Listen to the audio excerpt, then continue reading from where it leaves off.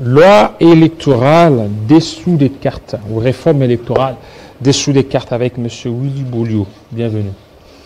Merci. Bonsoir. Les FCC capricieux. Les FCC capricieux. C'est le sobriquet que vous venez d'avoir ou bien c'est le principe? Je pose une question, j'ai dit capricieux, vous êtes capricieux. Non. Vous avez boycotté. Nous sommes objectifs. Mais en quoi est cette objectivité? Cette objectivité se réfère même, s'explique même par la décision que la plénière vient de prendre aujourd'hui. Donc vous vous attendiez à ça, vous avez enfin gagné. Nous, on n'attendait pas à ça. Nous, on ne voulait pas qu'on en arrive là. Notre principe était qu'on se retrouve d'abord, qu'on discute. Vous savez, les oreilles sont plus vieilles que les yeux. Lorsque vous vous seriez parlé quelque part, et qu'en public, vous êtes en train de vous échanger, vos gestes des yeux peuvent dire, est-ce que vous êtes en rapport avec ce qu'on s'est convenu? Mais si vous ne vous êtes pas parlé, les oreilles n'ont rien entendu. Et vous venez en public et quand vous parlez, vous commencez à battre les yeux. Je crois même votre propre enfant peut vous demander, mais papa, pourquoi vous me battez les yeux? Alors que vous étiez en train de lui donner un consigne. Donc, la matière électorale est une matière très sensible qui divise les gens. Et vous savez, nous sommes encore dans nos premières expériences. Il faut admettre que même la passation de pouvoir d'un camp à l'autre dans notre pays, ce n'est pas seulement pour le Congo, mais pour l'Afrique, ce n'est pas donné à tous les États. Et donc, si on vous dit que pour le faire, on doit se mettre d'accord, on doit parler, je crois, le bon sens voudrait qu'on arrange avant qu'on... Alors, vous avez voulu que vous mettiez d'accord sur quel point et dans quel cadre? Il y a plusieurs points. Vous avez voulu que ça à huis clos? Il y a plusieurs points d'achoppement. Oui. D'abord, vous savez que la Cour constitutionnelle a été reconstituée en violation des lois de la République. FCC avait donné la sonnette d'alarme. Vous savez que la CENI telle que nous avons, le bureau de la CENI, a été mise en place en violation de nos compromis. Au point que même ceux qui devraient être là pour le compte de l'opposition ne le sont pas. C'est la même famille politique qui est là-bas. Et vous nous demandez de continuer sur cette logique, je crois, on doit s'interroger. Vous savez, mon frère Jean-Claude. Jean-David. Jean-David Kilolo. C'est juste à la première bouchée qu'il faut demander à l'ami d'épargner les repas. Mais déjà... N'attendez pas que vous aurez terminé. Nous sommes au début. Nous sommes en train de dire, ne faites pas ça.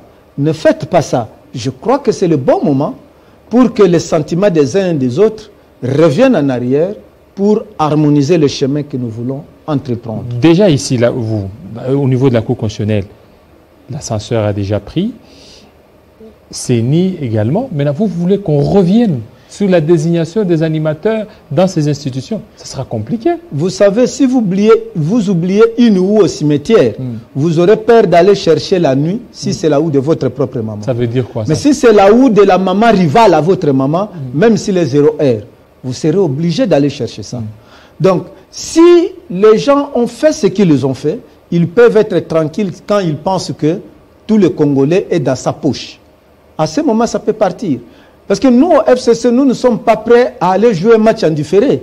Le score est déjà connu. Vous nous demandez de venir sur le terrain pour faire quoi? On ne peut pas aller jouer à un match et on ne peut pas aller à un jugement où vous vous êtes opposé au sanglier, le juge est un cochon. Mais dites-moi, mais vous tout est déjà planté. Votre position va dans le sens de bloquer les choses, de bloquer la machine. Bon, celui qui croit qu'on bloque, c'est la personne qui a bloqué sans nous. Oui. Au fait, c'est ça la réalité. Vous avez bloqué sans nous. Si on vous demande de bloquer, vous commencez à dire qu'on vous bloque. Il n'y a rien qui est bloqué. Nous sommes encore dans les temps. Il suffit seulement qu'on se conforme aux règles. Vous savez, même quand nous disons ça, nous voulons que les choses se passent de manière transparente. Ce n'est pas seulement pour le FCC. C'est même pour ceux qui sont dans cette majorité-là. Rendez-vous compte combien de députés reviennent après des élections. Mais vous le verrez, ils vont revenir à ce SOPA. Commencer à venir demander la rente viagère. Ils vont revenir. Ne croyez pas que c'est seulement les députés FCC qui peuvent être évincés. Non.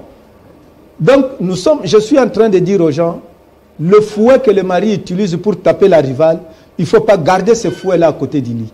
Le jour où vous commettrez une petite imprudence, il se servira de même fouet pour te corriger.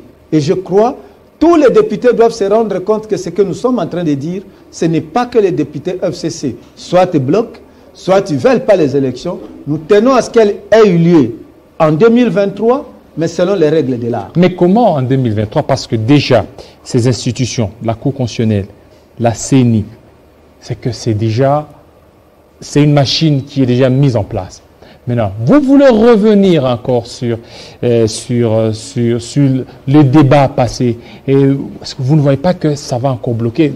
Le temps qu'on vous a donné risque de ne rien faire, de ne rien produire. Ça ne bloque rien, mon cher Jean-David. Voilà.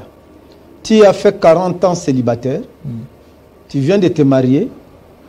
La belle famille dit, donnez-nous 2 semaines, on vient vous laisser votre épouse à la maison. Vous dites que c'est insupportable. Mais les 40 ans que vous avez fait et les 2 semaines, qu'est-ce qui prime? Il y a combien de temps qui sont passés? Donc, moi, je crois que c'est un problème d'honnêteté intellectuelle et politique. Qu'est-ce qui nous divise? Il suffit seulement qu'on se mette d'accord pour dire que voici les principes pour mettre les gens à la Cour constitutionnelle. Voici les principes pour mettre les gens au bureau de la CENI. Mais en un jour, ça peut se faire. Ah, vous voulez que ça se règle au niveau des principes, pas au niveau de personnes? Les personnes non, restent. Ce n'est pas au niveau des personnes, c'est au niveau des principes. Les personnes, moi, ça me porte peu. Les personnes, ce n'est pas un problème. Le problème, c'est les principes. Il n'y a personne qui est né président. Oui, les principes, mais en fait, vous tenez compte aux principes, mais si ces principes sont constamment violés, parce que vous accusez votre partenaire ou votre ancien partenaire de violer systématiquement la Constitution. Aujourd'hui, vous allez retourner autour de la table des négociations avec un partenaire qui viole intempestivement la Constitution. Est-ce que vous continuez toujours à lui faire confiance? Cesser de donner conseil, c'est acquiescer le mal qui arrive. Le plus important, c'est de continuer à conseiller, de continuer à interpeller, de continuer à dire « revenez à la raison ». Parce que l'erreur est humaine, semble-t-il.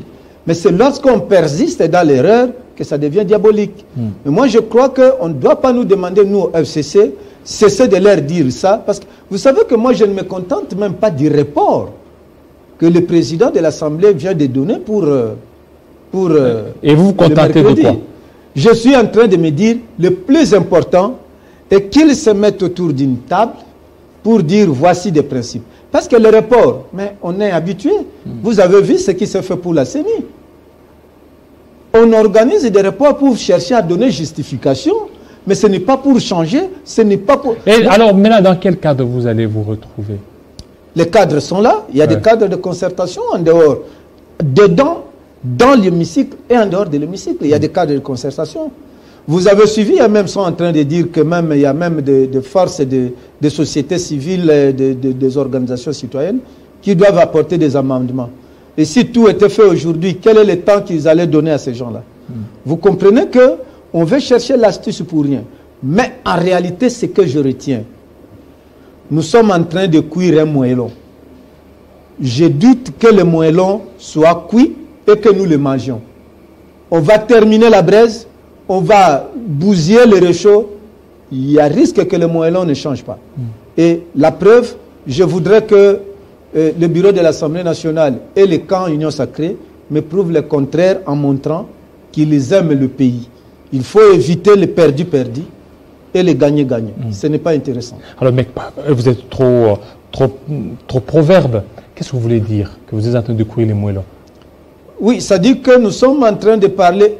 Vous avez parlé d'un adversaire politique, ce n'est pas un partenaire, d'un adversaire politique inchangeable. Parce que quand vous partez de... Et vous continuez toujours à faire confiance. Nous ne faisons pas confiance. Nous lui demandons de revenir à la raison. On ne fait pas confiance. C'est pourquoi je vous dis, nous sommes en train de cuire les moellons. Moi, je ne suis pas en train de dire que je fais confiance. Comment je peux faire confiance à une personne qui ne change pas? Ce n'est pas facile. Mais au moins, le problème, ce n'est pas la confiance. Le problème est qu'ils reviennent à la raison. Et si on revient à la raison, mais on continue. Voilà. Vous savez, pour faire la route ensemble, vous êtes à 4, il faut parler le même discours. Et pour aller aux élections, pour le bien du pays et les élections apaisées, il faut baliser les terrains. Et le terrain, c'est ce que nous sommes en train de réclamer. Si vous ne faites pas, il y aura crise de légitimité. il y aura crise. Même quelqu'un qui est battu, même quelqu'un qui est correctement battu sur terrain, il va dire que non, cet arbitre-là n'était pas correct. Alors qu'il a été correctement battu. Mais si l'arbitrage est accepté, si les règles de jeu sont acceptées, mais on ne doit pas accepter un but de basket sur le terrain de football. C'est parce que tout le monde accepte que marqué par la main, c'est une touche. Mais si déjà on ne se met pas d'accord, mais il va vous jouer comme sur le terrain de foot, comme basket, et puis il vous marque par la main, l'arbitre cautionne. Et vous aviez lu la loi électorale? Je n'ai même pas besoin d'intervenir sur le fond de la loi pour le moment. Pourquoi? Sinon, ce serait participer à ce dont je me suis retiré aujourd'hui. Donc pour vous, vous ne voulez même pas lire cette loi avant qu'il y ait d'abord consensus, c'est ça? Je vous dis ceci, que j'ai lu, parce que je ne peux pas prendre un document sans le lire. Okay. Mais ce que j'ai comme observation, ce que j'ai comme appui ou comme aménagement, je ne peux pas le dire, parce qu'il faut commencer au point de départ.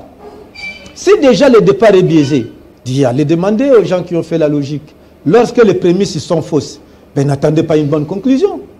Vous voulez que j'amène quelle proposition dans une ambiance où le match est indifféré? C'est ça que je suis en train de dire. Alors maintenant, lorsque vous êtes séparés aujourd'hui, qu'est-ce que vous vous êtes dit avec votre adversaire politique? Vous allez commencer les négociations quand? Pour que la machine aille vite, parce qu'il y a les élections qui nous attendent. Il est vrai que la personne qui a froid doit être la première à aller souffler le feu. Monsieur Bolio, et donc, soyez pragmatique. Hein, il appartient à la personne là qui croit que lui a raison de venir nous prouver sa raison. Donc, nous montrer. Vous attendez que Mbosso vienne? Mais nous, on lui a déjà demandé qu'on se parle. Oui. C'est connu. Nous, on lui a déjà demandé qu'on se parle. Et suivez le communiqué de FCC. Le FCC lui a dit ouvertement, venez, on se met autour d'une table, l'opposition est là, et la société civile, on discute sur de grandes lignes, les principes.